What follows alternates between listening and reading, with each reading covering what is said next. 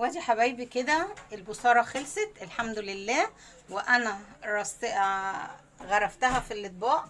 طبعا انا عايزه اعرفكم الشطه اللي انا عاملاها بشكل القرون ديت، عايزه اوريكم انا عملتها ازاي بالمنظر دوت كده. طبعا انا جبت شويه شطه، حطيت عليهم حبه زيت كده، ماشي. انا طبعا بوريكم عشان اعرفكم انا عملتها ازاي. بحط نقطة كده صغيرة هنا كده مثلا، ونقطة هنا صغيرة كده،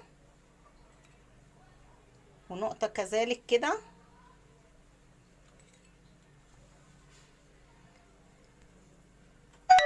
يا رب التقديم يعجبكم. طبعا انا بجيب خلة زي كده، وباجي كده واروح سحبة بيها سحبة كده كده كده